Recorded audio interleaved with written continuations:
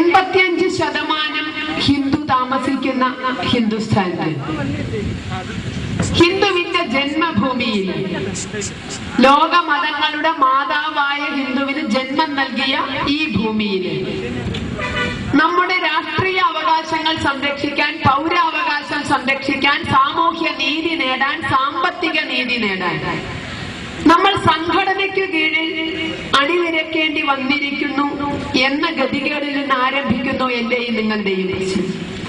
കാരണം സാധാരണഗതിയിൽ നമുക്ക് ഇത്തരത്തിൽ സംഘടിക്കേണ്ട ഒരു സ്ഥിതിയില്ല. ലോകത്തിലെ ഏറ്റവും വലിയ ജനാധിപത്യ രാജ്യമാണ് ഇന്ത്യ. ജനാധിപത്യത്തിന്റെ പ്രായോഗിക രൂപമായ പ്രാതിനിധ്യ ജനാധിപത്യമാണ് ഭാരതത്തിൽ നിലവിലുള്ളത്. ഈ പ്രാതിനിധ്യ ജനാധിപത്യം അനുസരിച്ച് ഇവിടുത്തെ ഭൂരിപക്ഷത്തിന്റെ വികാരങ്ങളാണ് അതാത് നിയമനിർമ്മാണ സഭകളിൽ പ്രതിഫലിക്കേണ്ടത്. അത് കേരള അസംബ്ലിയിലായാലും കർണാടക അസംബ്ലിയിലായാലും ഇന്ത്യൻ പാർലമെന്റിലായാലും. കോയമ്പത്തൂര് 156 പേരെ ചുട്ടുകൊന്നതിന്റെ പേരിൽ വിചാരണ തടവ് നേരിടുന്ന മദനി എന്ന തീവ്രവാദിക്ക് പരോൾ അനുവദിക്കണമെന്ന് 140 MLA-മാരും ഒറ്റക്കെട്ടായി ആ നിയമസഭയിൽ ആവശ്യപ്പെട്ടു. ഒരുമിച്ചിരുന്ന് ഇന്നലെ ഹിന്ദു അജണ്ട പാസാക്കി. ആ ഹിന്ദു അജണ്ട ഇന്നലെ കൂടിയ പൊതുയോഗത്തില് പ്രഖ്യാപിച്ചു കഴിഞ്ഞു. ആ ഹിന്ദു അജണ്ട അനുസരിക്കുന്ന അല്ലെങ്കിൽ അതിനെ അനുകൂലിക്കുന്ന നേതാക്കൾക്ക് വേണ്ടി മാത്രമേ കേരളത്തിലെ ഹിന്ദു സമൂഹം പോളിംഗ് കൂട്ടി പോകൂ എന്ന് ഉറച്ച തീരുമാനമെടുത്തുകൊണ്ടാണ് ഇന്നലെ കേരളത്തിലെ ഹിന്ദു സംഘടനകള് ഹിന്ദു അജണ്ട പ്രഖ്യാപിച്ചിരിക്കുന്നത്. കാരണം സ്വാതന്ത്ര്യത്തിന് ശേഷം ഇങ്ങോട്ട് അപമാനിക്കപ്പെടുകയും അവഹേളിക്കപ്പെടുകയും അലോസരപ്പെടുത്തുകയും ചെയ്ത ഒരു സമൂഹം നിക്കക്കല്ലില്ലാത്ത വിധത്തിൽ വർഗീയതയുടെ മാർഗം സ്വീകരിച്ചിരിക്കുക. ഇതുവരെ നമ്മൾ വർഗീയതയുടെ പേര് ഒരുപാട് കേട്ടു. പക്ഷെ നമ്മൾ വർഗീയമായി ചിന്തിച്ചിരുന്നില്ല, വർഗീയമായി പ്രവർത്തിച്ചിരുന്നില്ല. പക്ഷെ നമ്മൾ ആദ്യമായി വർഗീയമായി തീരുമാനമെടുത്തു. ഹിന്ദു അജണ്ട അനുസരിക്കുന്ന നേതാക്കൾക്ക് വേണ്ടി മാത്രമേ, അവർ ഏത് പാർട്ടിപ്പെട്ടവരായിക്കോട്ടെ, അവർക്ക് വേണ്ടി മാത്രമേ ഹിന്ദു പോളിംഗ് ബൂത്തിൽ പോകൂ എന്ന്.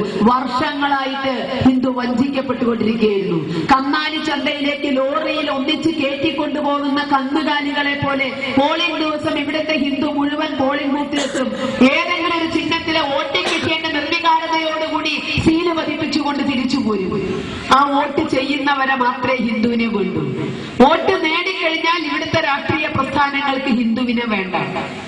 കേരളത്തിലെ 140 MLA-മാരിൽ ഒരാൾ പോലും ഒരിക്കലെങ്കിലും ഒരു വേദിയിലും ഹിന്ദുവിന് വേണ്ടി ഒരു വാക്ക് പറഞ്ഞിട്ടില്ല.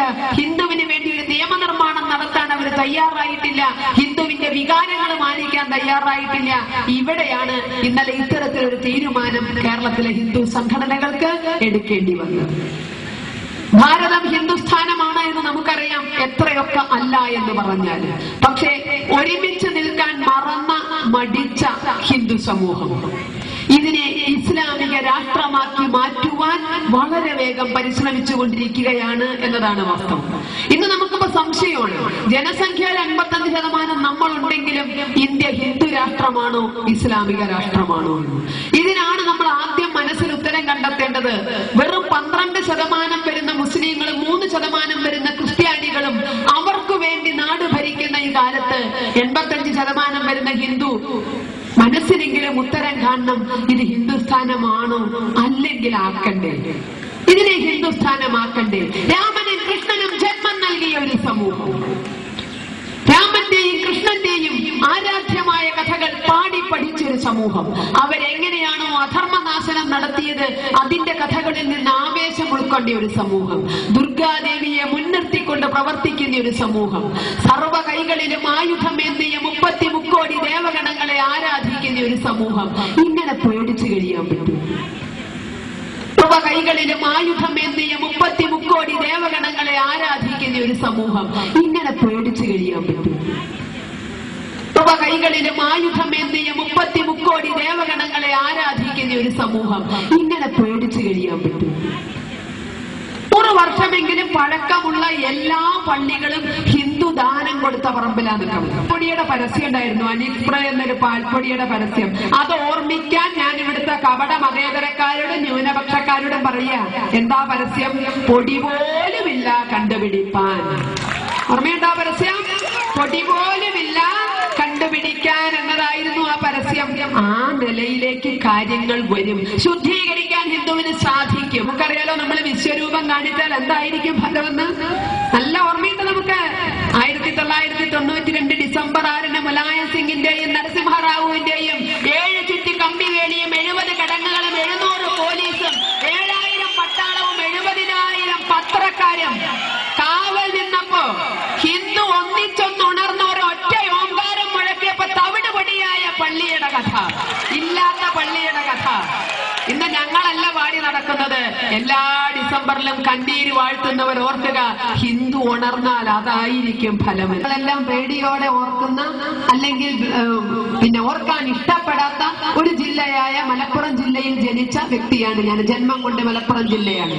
1921 ഹാലിളകിയ മാപ്പിള ഓടിയ നാട്ടിലെ കയറിയ വീട്ടിന്റെ പൈതൃകവും പേറിയാണ് ഞാൻ നിങ്ങൾക്ക് മുന്നിൽ നിൽക്കുന്നത്. അതുകൊണ്ട് തന്നെ എന്റെ വാക്കുകൾക്ക് ഒരുപക്ഷെ മൂർച്ച കൂടും, ശബ്ദത്തിന് ഗാംഭീര്യം കൂടും. കാരണം അനുഭവം അത്തരത്തിലാണ് മുൻ തലമുറകൾ ഞങ്ങളിലേക്ക് പകർന്നു വന്നിരിക്കുന്നത്. ആ 1921 മാപ്പിള ലഹള പാഠപുസ്തകങ്ങളിലൂടെയും അനുഭവങ്ങളിലൂടെയും കേട്ട അറിവ് നിങ്ങൾക്കും ഉണ്ടായിരിക്കും. ആ 1921 ഹാലിളകിയ മാപ്പിളമാരുടെ വാശിക്ക് മുന്നിൽ, ദുർവാശിക്ക് മുന്നിൽ, തീവ്രവാദത്തിന് മുന്നിൽ നൂറുകണക്കിന് ഹിന്ദുവിന് ജീവൻ നഷ്ടപ്പെട്ടു, നൂറുകണക്കിന് അമ്മമാർക്ക് മാനം നഷ്ടപ്പെട്ടു, ആയിരക്കണക്കിന് ഹിന്ദു മതം മാറ്റപ്പെട്ടു, ആയിരക്കണക്കിന് ക്ഷേത്രങ്ങൾ ഇടിച്ചു നിരത്തപ്പെട്ടു. ഇന്നും നിങ്ങൾക്ക് മലപ്പുറം ജില്ലയിൽ പോയാൽ പൂർണ്ണമായി പുനരുദ്ധരിക്കാത്ത കണ്ണും മൂക്കും തലയും നഷ്ടപ്പെട്ട നൂറുകണക്കിന് ക്ഷേത്രങ്ങൾ ഇന്നും അവിടെ കാണാം. 1921 ലഹളയുടെ ബാക്കി പത്രമായിട്ട് ഇന്നും മലപ്പുറം ജില്ലയിൽ പോയാൽ നിങ്ങൾക്ക് കാണാം. പക്ഷേ ഇതിനേക്കാൾ ഉപരി നിങ്ങൾ ഇന്ന് മലപ്പുറം ജില്ലയിൽ വന്നാൽ കാണുന്ന മറ്റൊരു വസ്തുതയുണ്ട്. എന്താണെന്നറിയോ? ഈ ലഹളയ്ക്കുള്ള നൂറുകണക്കിന് സ്മാരകങ്ങൾ മലപ്പുറം ജില്ലയിൽ. 1921 നടന്ന മാപ്പിള ലഹളയുടെ സ്മാരകങ്ങൾ നൂറുകണക്കിന് മലപ്പുറം ജില്ലയിലുണ്ട്. പക്ഷേ വേദനയോടെ ഞാൻ പറയട്ടെ, അതിലൊന്നുപോലും ജീവൻ നഷ്ടപ്പെട്ട ഹിന്ദുവിനുള്ളതല്ല, മാനം നഷ്ടപ്പെട്ട ഹിന്ദു അമ്മയ്ക്കുള്ളതല്ല, സ്വത്ത് നഷ്ടപ്പെട്ട ഹിന്ദുവിനുള്ളതല്ല, മറിച്ച് കലാപകാരികളായ മുസ്ലിങ്ങൾക്കുള്ളതാണ് അവിടുത്തെ ഈ നൂറുകണക്കിന് സ്മാരകങ്ങള്. ആര് പണി കഴിപ്പിച്ചത്? ഞാനും നിങ്ങളും വിശ്വസിച്ച് ഭരണഭാരം കഴിപ്പിച്ച ഇവിടുത്തെ രാഷ്ട്രീയക്കാർ പണി കഴിപ്പിച്ചത്. നൂറുകണക്കിന് സ്മാരകങ്ങൾ നോക്കിക്കൊണ്ട് അവിടുത്തെ ഹിന്ദു ഇന്നും ജീവിക്കുന്നു. തങ്ങളുടേതായ എല്ലാം നഷ്ടപ്പെടുത്തി ഇന്ന് അവിടെ അടിമകളെ പോലെ കഴിയുന്ന ഹിന്ദു സമൂഹത്തിന് മുന്നില് ഈ രാഷ്ട്രീയക്കാർ നൂറുകണക്കിന് സ്മാരകങ്ങൾ പടുത്തുയർത്തി. ഇന്ന് പാഠപുസ്തകങ്ങളിൽ ഒരു ഹിസ്റ്ററി അധ്യാപികയായ ഞാന് എന്റെ അച്ഛമ്മയൊക്കെ എനിക്ക് നേരിട്ട് അവര് കണ്ട കഥ പറഞ്ഞു തന്നപ്പോ അതെനിക്ക് പഠിപ്പിക്കാൻ പാകമില്ല. മറിച്ച് അവരുടെ പേരക്കുട്ടിയായ ഞാൻ ഇന്ന് സ്കൂളിൽ പോയാ പഠിപ്പിക്കുന്നത് എന്റെ കുടുംബാംഗങ്ങളെ മുഴുവൻ പേടിപ്പിച്ച് വീട്ടിൽ നിന്ന് ഓടിച്ച, എന്റെ കുടുംബാംഗങ്ങളുടെ സുഹൃത്തുക്കളെ വെട്ടിയരിഞ്ഞ ആ ലഹള സ്വാതന്ത്ര്യ സമരമായിരുന്നു. പാഠപുസ്തകത്തിൽ എഴുതി പിടിപ്പിച്ചു ഇവിടുത്തെ കോൺഗ്രസുകാരൻ. ആ ലഹള സ്വാതന്ത്ര്യ സമരമായിരുന്നു. അന്ന് നമുക്ക് കോൺഗ്രസുകാരെ തിരിച്ചറിയാൻ സാധിക്കണമായിരുന്നു. എന്റെയൊക്കെ മുത്തശ്ശി മരിക്കുന്നതിന് മുമ്പ് എന്നെ പറയാറുണ്ടായിരുന്നു, കുട്ടിയെ തന്നെയാണ് കലികാലം. എന്താ കലികാലം എന്ന് പറയാൻ കാരണം അറിയോ? ഈ ഹാലിളകിയ മാപ്പിളമാരെ കുടുമ വെച്ച ഹിന്ദുവിന്റെ തല വെട്ടിയെടുത്ത് ചോരയൊലിക്കുന്ന ഈ തലയുമായി പാഞ്ഞു നടന്നിരുന്നവര് പലരും കണ്ടിട്ടുണ്ട്. പക്ഷേ കേരളം സ്വതന്ത്രമായപ്പോ, ഐക്യ കേരളം രൂപം വന്നപ്പോ സർക്കാർ ആദ്യം ചെയ്തത് ഈ ഹാലിളകിയ ഈ ഹിന്ദുവിന്റെ ശിരസുമായി പാഞ്ഞു നടന്ന കാപാലിക കൂട്ടങ്ങൾക്ക് താമ്രപത്രവും പെൻഷനും നൽകുക ചെയ്തത്. ഈ അമ്മമാരുടെ മുന്നിൽ വെച്ച് ഈ കലാപകാരികൾ ഏറ്റുവാങ്ങി താമ്രപത്രവും പെൻഷനും. ഇവിടെ കൂടിയിരിക്കുന്ന ഹിന്ദു ചിന്തിക്കുക, പ്രവർത്തിക്കാനും പ്രതികരിക്കാനും തയ്യാറായില്ലെങ്കിൽ നാളെ മാറാട്ട കലാപകാരികൾക്ക് താമ്രപത്രവും പെൻഷനും കൊടുക്കേണ്ട നമ്മൾ കാണേണ്ടി വരും.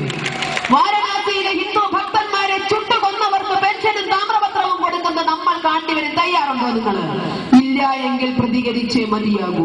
അന്ന് ഹിന്ദു മലപ്പുറം ജില്ലയിലെ ഹിന്ദു മാത്രമല്ല, കേരളത്തിലെയും ഭാരതത്തിലെയും ഹിന്ദു ഈ രാഷ്ട്രീയ പ്രസ്ഥാനങ്ങളിൽ ഒരൊറ്റ ലഹള കൊണ്ട് തിരിച്ചറിഞ്ഞിരുന്നുവെങ്കിൽ ഇത്തരം ഗതികേട് ഹിന്ദുവിന് വരുമായിരുന്നില്ല. ഇന്ന് ഞാൻ നേരത്തെ പറഞ്ഞത് മുല്ലപ്പെരിയാറിന്റെ വിഷയത്തിൽ കൂടിയ നിയമസഭയില് മദനിക്ക് വേണ്ടി നിയമം പാസാക്കുമായിരുന്നില്ല. കാരണം 21 കലാപകാരികൾക്ക് പെൻഷനും താമ്രപത്രവും വെച്ചു കൊടുക്കുമ്പോ കുത്തിനെ പിടിച്ചു നിർത്താൻ ഹിന്ദുവിന് ശേഷി ഉണ്ടായിരുന്നെങ്കിൽ എങ്ങോട്ടാ പോകുന്നതെന്ന് ചോദിച്ച് രാഷ്ട്രീയക്കാരന്റെ കോളറിന് പിടിച്ചു നിർത്താൻ അന്നത്തെ ഹിന്ദുവിന് കഴിഞ്ഞിരുന്നെങ്കിൽ ഇന്ന് മദനിക്ക് വേണ്ടി കൂട്ടക്കരച്ചിൽ നടത്തുമായിരുന്നില്ല ഇവര്.